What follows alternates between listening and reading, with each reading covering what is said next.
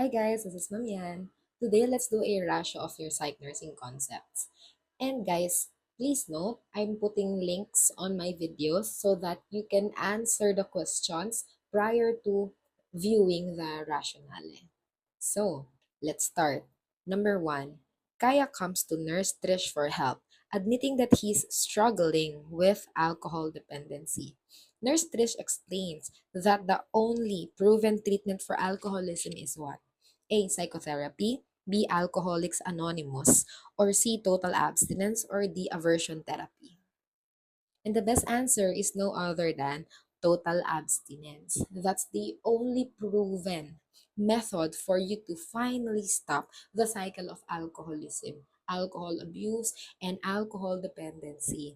And sad to say, total abstinence is impossible to achieve when you totally remove alcohol from your system. No, it will take you years in order to stop addiction. That's why it's called addiction for a reason. And when you say psychotherapy, guys, this is yung kinakausap mo ang mga licensed professional, like mga psychiatrist or mga psychologist, in order for you to share your struggles when it comes to alcoholism. And when you say Alcoholics Anonymous naman, this is a support group dedicated to help people who are struggling with alcoholism. And when you say aversion therapy naman, guys, this is the use of drugs in order to help you stop the cycle of alcoholism. So an example of this drug, guys, don't forget, that's your disulfiram. Number two, while caring for Scaramouche, Nurse Hazel notes that he reacts to voices no one else hears. She identifies this as A. Hallucinations, B. Delusions, C. Loose associations, or G. Neologisms. And the best answer for number two is alpha, hallucination. So when you say hallucination, this is something that is not based on reality, or you cannot see this in the real world. Only the patient perceives it to exist. So these are some things that they can hear on their own. They can see while we cannot, no? Yung mga tactile hallucinations that they can feel, minsan nga they can taste, no? So these are examples of your hallucination, voices that they can only hear but is not existing in reality. When you say delusions, these are fixed false belief. So hindi siya belief, it's rather part of the senses that they can really perceive, no? So these is definitely hallucination. And when you say loose associations, guys, this is a kind of communication that you see in patients with schizophrenia as well. For example, do you want to build a snowman? Because I will go eat spaghetti later and then father will go to school. Oh, okay? Parang ganon. So next naman is neologism. This is the creation of new language or even new words. No, new words most of the time. And most of the time, guys, itong neologism, they have meaning for the patient. Pero para sa ating mga nurses, we don't understand what they necessarily mean. Next, number three. While watching over Hu Tao, who has suicidal tendencies, Nurse Monette accompanies her to the restroom. What should she do? A. Give her privacy. B. Allow her to urinate. C. Open the window and allow her to get some fresh air. Or D. Observe her. And the best answer is, which among the choices will make sure that your patient with suicidal tendencies is safe? It's no other than Delta. So I get your point that you might think, pag iihi ang pasyente ko, I have to provide privacy as a nurse. But the priority in psych will be different, especially if na-indicate dyan that your patient has suicidal tendencies. So when there's suicidal tendencies, the priority will always be safety over privacy, over dignity, over anything. So you have to observe the patient even if they will urinate. You don't open the window because that will give them something to do in order to accomplish what they want to accomplish. Sabi nga dyan, di ba, patient has suicidal tendencies. You allow her to urinate, yes, but it will not tell you about safety. It's Delta that tells you about safety. And definitely you can give her privacy if the patient is not experiencing suicidal tendencies, but the patient is. So this is not the priority over safety. Safety pa rin ang mauuna. Delta is the best answer. Number 4. Nurse Maureen is caring for Ganyu, who was recently diagnosed with anorexia nervosa. Which nursing intervention is most appropriate to include in the care plan? A. Provide privacy during meals. B. Set up a strict eating plan for the client.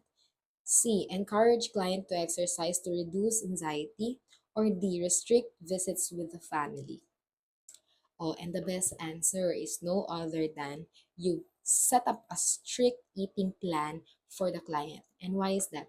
Guys, anorexia nervosa, that's an eating disorder wherein the patient feels na ang taba-taba nila, where in reality, payat na sila. No? Severely emaciated, famished, okay? Ano pa? Sobrang payat, butot balat na lang sila. Okay? So ano ang best intervention? An intervention that will address the physiologic needs of a patient who is famished, who is starving themselves to death. Patients who have anorexia nervosa. So yan ang priority mo because Bravo will address the physiologic needs. And guys, what's the most common findings in patients with anorexia nervosa? They have severe malnutrition. They have severe electrolyte and fluid imbalances. So you have to address the physiologic needs, and how do you do that? You have to set up a strict eating plan for the client. You don't provide privacy during meals because a patient with anorexia nervosa, if you will provide them privacy during meals, will they eat? They will not eat their food. And you don't encourage the client to exercise because that's another characteristic of anorexia nervosa. No, aside from not eating or suppressing their hunger, they will also exercise to death para mas pumayat sila. Hindi na sila kakain, meron pa silang extreme exercising na ginagawa. Okay, so don't encourage the patient to exercise. You allow, you don't restrict for visits with the family kasi si family, yan yung support system ni patient. Number 5. Barbara begins experiencing a severe anxiety attack. What's the best nursing intervention? A. Turning on the television. B. Leaving the client alone. C. Staying with the client and speaking in short sentences. Or D. Ask the client to play with other clients. And the best answer is no other than Charlie. Guys, when you stay with the client, will that promote safety? Yes. And is safety the priority in psych nursing? Yes. Okay? And why do you have to speak in short sentences? Because a patient in severe anxiety attack, they will have a narrowed point of view. And when you speak in short sentences to give them instructions, will you guide them to safety? Yes. Will you prevent injuries? Yes. Okay? That's why that's the best answer. You don't turn on the television because you should reduce the environmental stimulus. You don't leave the client alone because that is very unsafe. And you don't ask the client to play with other clients. Okay? Because is the client experiencing severe anxiety attack right now? Yes. So should you address that first? Yes. And playing with other clients will not address that problem. Next, number 6. Raiden Shogun believes she's the divine ruler of all realms. But in Genshin, this is correct, right? Her diagnosis of delusions of grandeur implies that she thinks she is A. Being killed, B. Highly famous and important, C. Responsible for evil world, or D. Connected to the client, unrelated to oneself. And the best answer is no other than feeling highly famous and important. That's the characteristic definition of delusions of grandeur. Okay? Being killed, that's your persecutory delusions. Next, number 7. Coley, age 20, is diagnosed with dependent personality disorder. Which of her behaviors suggests ineffective coping?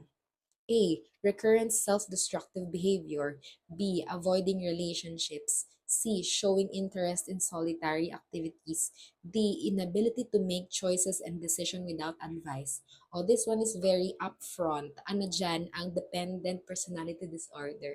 No other than Delta. Hindi makagawa ng desisyon. Kailangan meron pang approval or ibang tao ang gagawa ng desisyon para sa mga taong may dependent personality disorder. So when you say recurrent self-destructive behavior, guys, this can be under the guise of impulsivity. And where do you most often see that? In patients with borderline personality disorder rather than your dependent personality disorder, no? And ito naman, avoiding relationships. Sino yan? Yan si avoidant. Ayaw ng social interaction. At pag sinabi naman namang showing interest in solitary activities, or you see that in your cluster A, type of personality, si schizoid. Correct? Yan. Next, number 8. During a social event in Mondstadt, Albedo, who has schizotypal personality disorder, is showing which expected behavior? A. Paranoid thoughts. B. Emotional affect. C. Independence need. Or D. Aggressive behavior. O, pag ikaw ay may schizotypal personality disorder, that's the one closest to schizophrenia.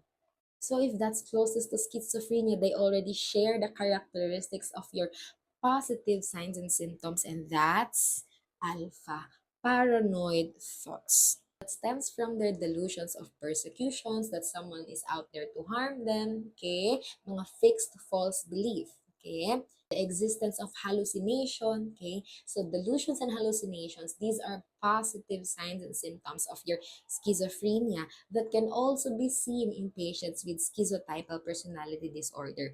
They don't have an emotional affect. Most of the time, it is flat. They don't exhibit independence need and they don't exhibit aggressive behavior. Number 9. Rosario is receiving treatment for bulimia. What is the most appropriate initial goal? A. Encourage to avoid foods. B. Identify anxiety-causing situations. Or C. Eating only 3 meals a day. Or D. Avoid shopping plenty of groceries. The best answer is no other than you have to identify anxiety-causing situations.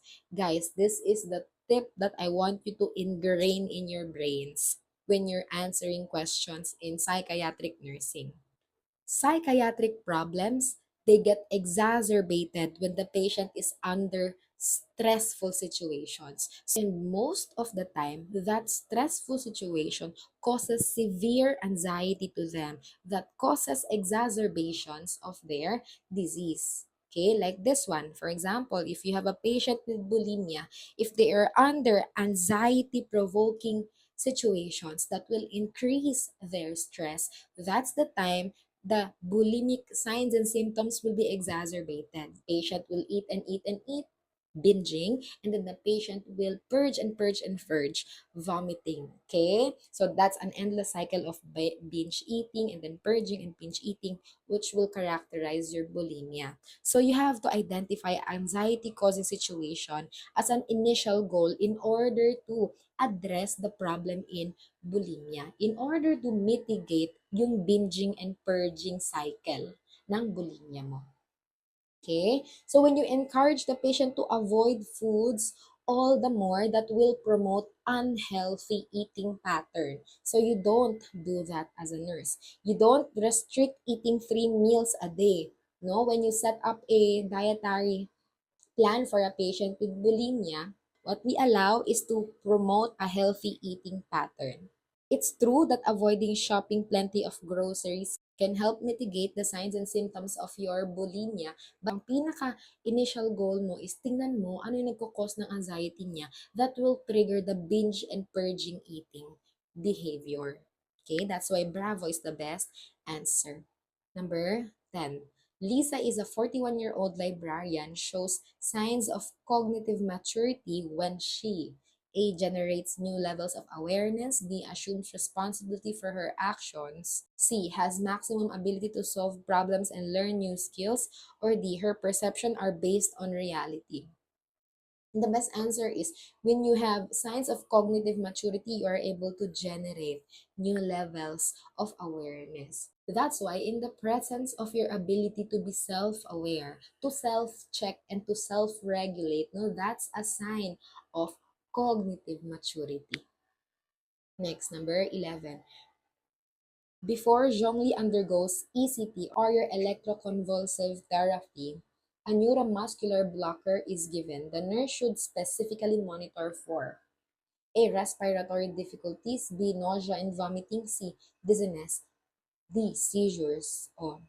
Ma'am, mawawala ba ang airway, breathing, circulation, prioritization sa psych? Hindi. Can they interlink? Yes. So that's the best answer. Alpha, respiratory difficulties. And note, ano bang binigay mo? Neuromuscular blocker. No? Kasi when you do your electroconvulsive therapy, are you going to deliver a shock in the brain to restart and rewire the brain? Yes. So will you use a neuromuscular blocker to prevent injury, okay, and to allow less discomfort sa patient? Yes. So, ano ang i-monitor mo? Respiratory difficulties because it's the diaphragm a muscle. Yes. Yung mga intercostal muscles natin dyan sa chest to allow for chest expansion. Are they muscles? Yes. Will they be paralyzed if gagamit ka ng neuromuscular blocker? Yes. So, you have to monitor for respiratory difficulties. 12. Madam, being age 75, has dementia and depression. Which symptom is not typical of depression? So we're looking for the wrong answer. A. Apathetic response to the environment. B. I don't know answer to questions. C. Shallow of labile affect. Maybe this is or. Or D. Neglect of personal hygiene. The one that is not seen in depression is no other than your shallow or labile affect. Guys, there is only one overarching and overwhelming emotion present in depression or affect present in depression. And that's your severe, overwhelming feeling of sadness, hopelessness, helplessness. No, that's the characterization of depression. So they don't show shallow or labile affect. Kasi when you say shallow and labile affect, papalit-palit, mabilis mag-flip, mabilis mag-change ng affect or emotion, yung outward emotion na nakikita natin. Okay? In depression, they only feel an overwhelming feeling of sadness, hopelessness, helplessness. Okay? Will they be apathetic to the environment? Yes, because they feel like everything is already hopeless. Okay?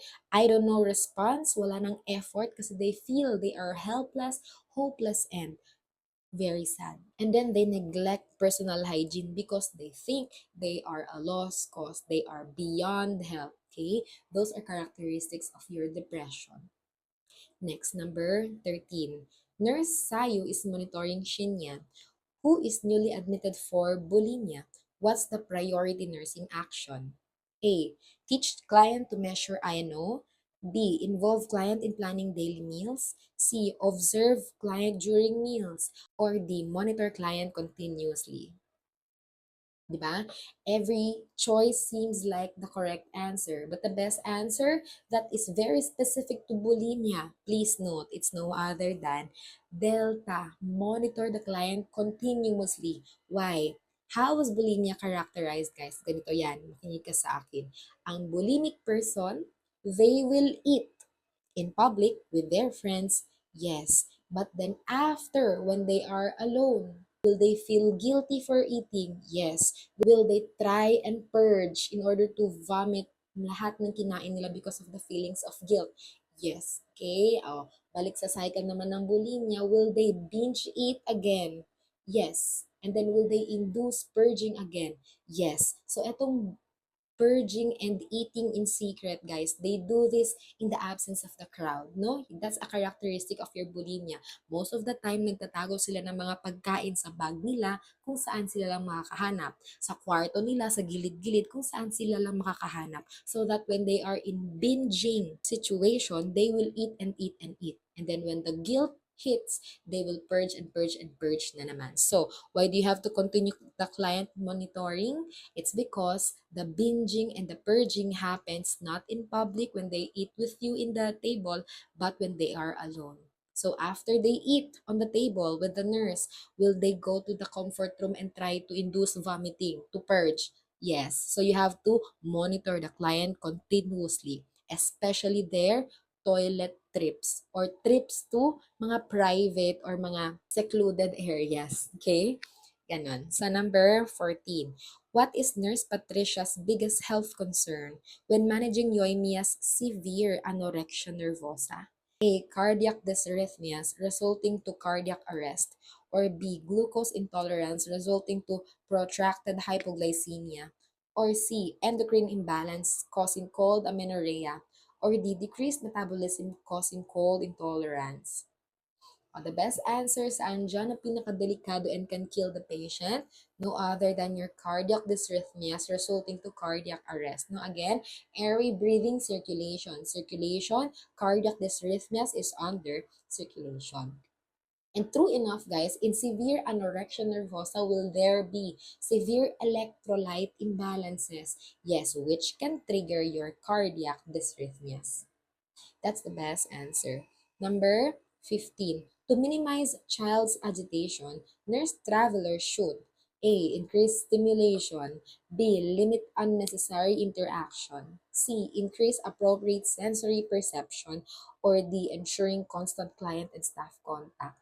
Ayan, sinabi na specifically to minimize the agitation of the patient. Anong gagawin mo? You have to limit unnecessary interaction. Okay? Why? Kasi if a patient is agitated, you have to decrease the stimulation or the stimuli from the environment, including the nurse. So if it's not necessary to have an engagement or an interaction with the patient, don't do it in order to reduce their agitation. Wala namang direct na sinabi sa question na they are in unsafe environment or they're experiencing panic attack, okay, or any unsafe situation. So, limit unnecessary interaction is the best answer. Number 16, Jean, a mother of OCD or your obsessive compulsive disorder, spends hours on rituals. Nurse Lisa knows this behavior stems from A. Problems with being too conscientious. Or B. Problems with anger and remorse. Or C. Feelings of guilt and inadequacy. Or D. Feeling of unworthiness and hopelessness. What's causing the ritualistic behavior in your obsessive compulsive disorder? It's no other than the feelings of guilt and inadequacy. Okay? So from the word itself, obsessive compulsive disorder, they have obsessive or mga obsessions. So madalas itong mga obsessions na to, guys, these are recurring thoughts sa mind nila that are unwanted. And madalas ang content ng thoughts na yan is thoughts of hurting someone, na hindi naman talaga nila gustong saktan. Thoughts of mga taboo concepts like mga sexual concepts na ayaw nila, di ba? Kaya nga siyang obsessions or obsessive thoughts that are unwanted or unwelcome. And because of that, they feel guilty. They feel inadequate to stop those thoughts. They are compelled. May compulsion sila ngayon to do something like the ritualistic behaviors. Now, these are persons that you see na hugas ng hugas ng hugas ng kamay, okay? Lock, unlock ng doors, okay? Close, open, close, open, close, open ng switch ng lights, okay? So, yung mga ganong bagay. So, the reason is because of feelings of guilt and inadequacy. 17. Ito complains he can't store snacks in his room. The most appropriate response is to A. Allowing a snack to be kept in his room. B. Reprimanding the client. C. Ignoring the client's behavior. Or D. Setting limits on the behavior. Guys, the best answer is no other than you have to set limits on the behavior. So, pag si Ito, sabi niya, ano ba yan? Hindi naman ako makalagay ng beng-beng dito sa kwarto ko. Wala na akong freedom. Okay?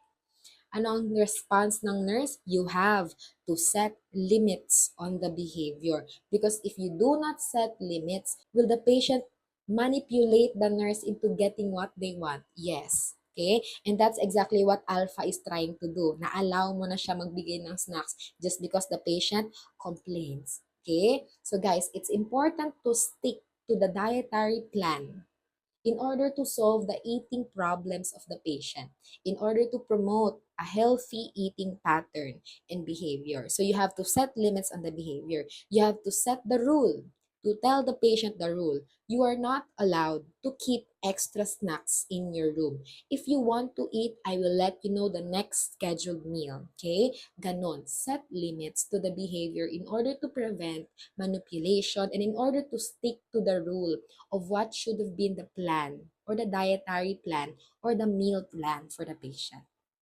Delta is the best answer. Number 18. Connie, diagnosed with borderline personality disorder, threatens to harm self if discharged. Ano meron siya? Borderline personality disorder. What should Nurse Trish do? A. Ask a family member to stay with the client at home temporarily. B. Discuss the meaning of the client's statement with her. Or C. Request an immediate extension for the client. Or D. Ignore the client's statement because it's a sign of manipulation. And the best answer is no other than bravo.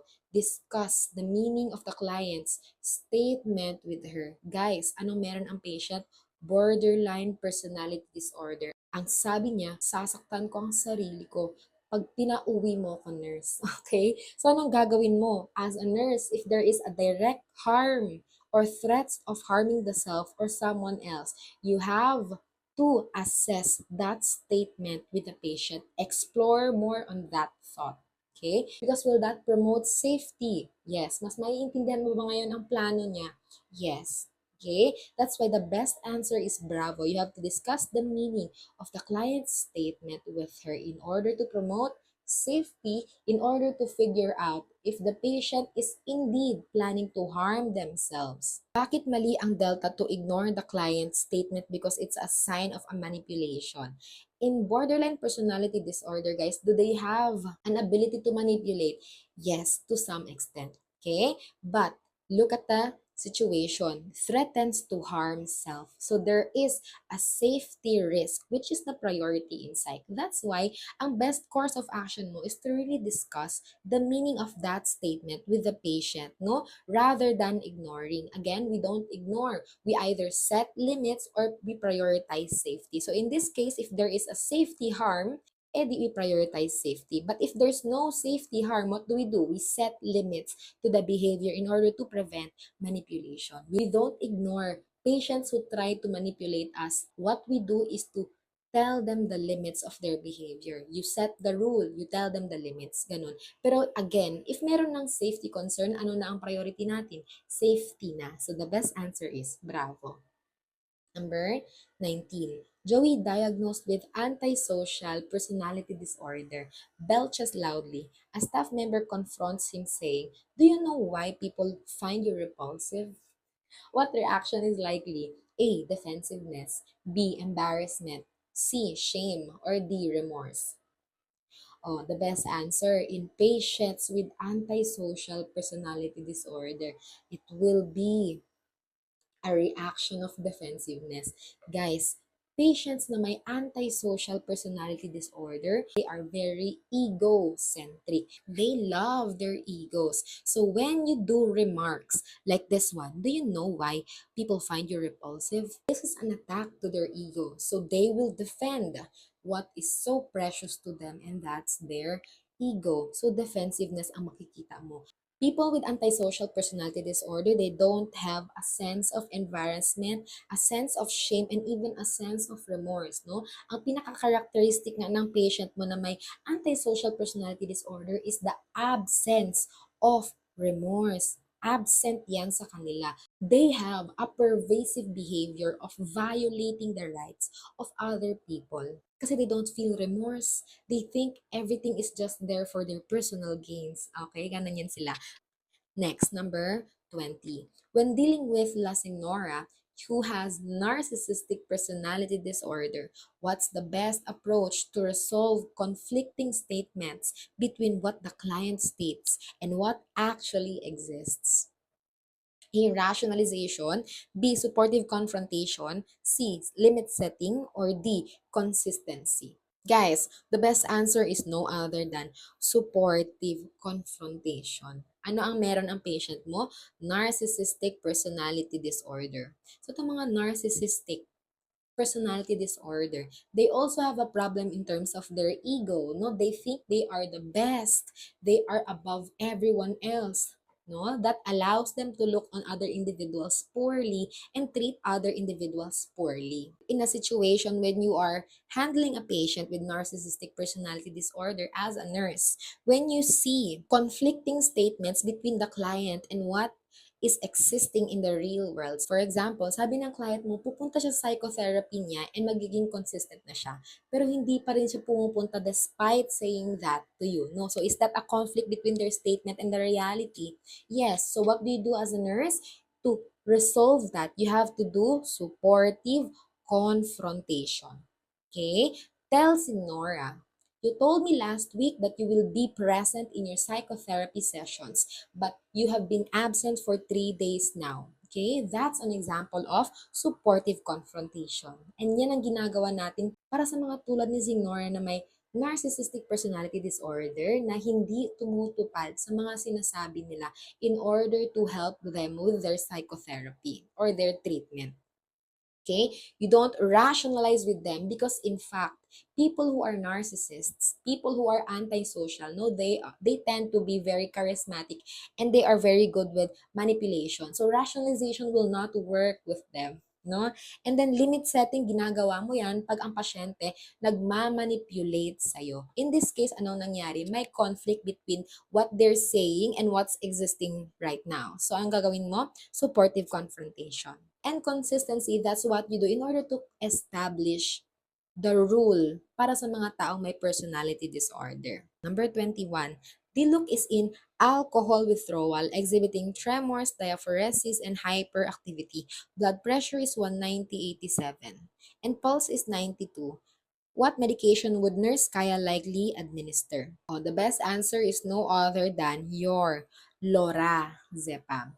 Anong nangyayari kay Dilok guys pag nagkakaroon na ng tremors, diaphoresis, and hyperactivity na nag-alcohol withdrawal? This is already your delirium tremens, the severe form of alcohol withdrawal. And when you say withdrawal guys, withdrawal is already the opposite effect of what is taken. Yung tinake ng patient mo, alcohol. So that's inhibitory. Pero pag sinabi mong withdrawal, opposite effect na ng inhibitory. So ngayon, excitatory na siya. Kaya siya nagkakaroon ng tremors, diaphoresis, and hyperactivity. Tumataas ang blood pressure, nagiging tachycardic. Kapag nagiging hyperactive na siya, tumataas na lahat, excitatory na lahat. Ang ibibigay mo is lorazepam para kumalma. You don't give Narcan because this one is the antidote for your narcotics. And then you don't give haloperidol because this one is an antipsychotic. And then you don't give benztropine kasi si benztropine, it's a drug given for patient with EPS or extrapyramidal signs and symptoms because of the use of your antipsychotics like haloperidol. So the best answer is your lorazepam. Next, number 22. Which drink should Nurse Kaya remove from Deluxe diet during alcohol withdrawal? Kasi pag sinabi mong alcohol withdrawal, the patient is experiencing excitatory signs and symptoms. Lahat ng signs and symptoms, tumataas. Body systems go up. So you don't give regular coffee. Delta is the best answer. Caffeine will excite the patient even more and will produce more signs and symptoms of alcohol withdrawal. Number 23. Nurse Diluk is assessing Kaya for heroin withdrawal, which is a late sign he might observe. A. Yawning and diaphoresis. B. Restlessness and irritability. C. Constipation and steatorrhea. Or D. Vomiting and diarrhea. And the best answer is no other than Delta. Vomiting and diarrhea. This is the late sign of your heroin withdrawal. Ano ba yan si heroin, guys? This is a pain medication na ina-abuse ng mga tao. This one will decrease your pain. So ano siya? Inhibitory. Okay? So pag sinabi mong inhibitory, Ang withdrawal signs and symptoms na is the opposite of that. Excitatory. So, the last and late sign you will see is vomiting and diarrhea, wherein the gastrointestinal tract is already stimulated, kaya it produces vomiting and diarrhea signs and symptoms. 24. To build trust with Ye Miko, who has severe anxiety, the nurse should A. Encourage the staff to have frequent interaction with the client, B. Share an activity with the client, or C. Give client feedback about behavior, or D. Respect the client's need for personal space. So for you to be able to build trust with a patient with severe anxiety, you should be able to respect their needs and personal space. See, most of the time, people who have severe anxiety, they tend to want to ground themselves on their own. That's the best answer. Number 25. Nurse Ganyo explains to Kokomi that the aim of a milieu therapy is to A. Manipulate the environment to bring about positive changes in behavior, or B. Allow the client's freedom to determine whether or not they will be involved in activities, or C. Role-play life events to meet individual needs, or D. Use natural remedies rather than drugs to control behavior. The best answer is when you say milieu, guys, this word defines the manipulation of the environment in order to bring about positive changes sa behavior ng clients mo. And that's your milieu therapy. It's about manipulating the environment. Number 26. Nurse Ryden assesses Diona, a child with reactive attachment disorder. What behavior is expected? A. Having more positive relations with the father than the mother, or B. Cling to mother and cry on separation, or C. Be able to develop only superficial relations with the others, or D. Have been physically abused. And the best answer is Charlie. They're only able to develop superficial relations with other people or children with reactive attachment disorder. They have a problem in terms of trusting someone. Kaya they are not able to build deeper connections. They tend to build superficial lang. Number 27. When teaching about childhood depression, Nurse Sucrose tells Clee's parents that it may appear as acting out behavior, or B. Does not respond to conventional therapy, or C. Is short in duration and resolves easily, or D. Looks almost identical to adult depression. And the best answer is no other than alpha. It may appear as an acting out behavior pag saan nangyayari sa mga bata. Okay? And why is that? Kung ikaw adult ka, nahihirapan ka na nga i-deconstruct ang emotions mo at intindihin ang mood mo, ano na lang ang mga batita. Correct? Kaya it may appear that they are just acting out for attention. Well, in fact, it's a cry for help kasi hindi nila mag-gets kung ano ba talaga ang nararamdaman nila at bakit sila nakakaramdam ng sobrang matinding kalungkutan, helplessness, and hopelessness. Okay? So, alpha is the best answer. Number 28. Nurse Nahida evaluates the speech of Sayu, who has autism. It most closely resembles A. Scanning speech, B. Speech lag, or C. Stuttering, or D. Echolalia. Patients with autism, they tend to exhibit echolalia. Ano yan? Inuulit nila yung words or inuulit nila yung sinasabi mo. Okay? So yan, that's a sign of your autism. Scanning speech, saan mo yan makikita? You see that in multiple sclerosis. Okay? Hindi sa autism.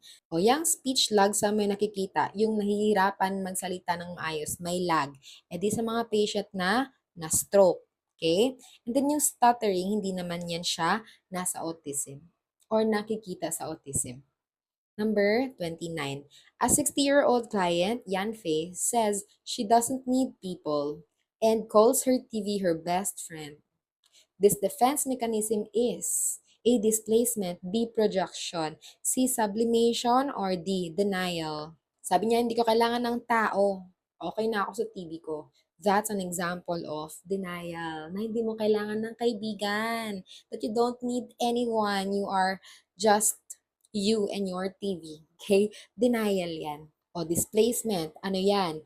When you channel your anger towards something or someone na less threatening. Okay? Madalas ginagawa natin sa ating mga jowa. Pag bad trip sa work, bad trip sa review, bad trip sa class, sino nga aawayin? Ang jowa. Okay? Pag sinabi mo ng mga projection, guys, ito yung mga ginagawa mong mali on your own at alam mo on your own na mali, pinoproject mo sa ibang tao na kunwari sila yung gumagawa sa'yo nito. So for example, ito yung pinaka-common na defense mechanism na makikita mo sa mga taong paranoid. They tend to project. So for example, it's the paranoid that is a cheater. Pero they will always tell their partner, "Are you cheating on me? Patingin nga ng cellphone mo. Sino bang kachat mo dyan? Baka may bago ka na, no? Ilang months na kayo? Ilang years na kayo?" Okay? Ganon. And when you say sublimation, this is channeling yung mga unwanted or unacceptable things into something that is acceptable. So for example, violator ka dati ng mga traffic rules. Ngayon, nag-apply ka bilang traffic enforcer o mga ganong bagay. That's sublimation. Next, number 30. When helping Sino who has phobia for dogs, Nurse Trish can expect him to A. Anxiety when discussing phobia, or B. Anger towards the feared objects, or C. Denying that the phobia exists, or D. Distortion of reality when completing daily routines. Kung may phobia is characterized by severe and irrational fear. Hindi mo alam, hindi mo gets, pero takot na takot ka talaga sa isang bagay na yan. Like me, takot na takot talaga ako sa clowns, pero hindi ko alam bakit, no? Clowns, mascots. And what do you expect people with phobia to experience? They will be anxious when you discuss this phobia. Normal reaction yan. So, alpha is the best answer. Ayun. So, that's all. Hope you learned. Bye!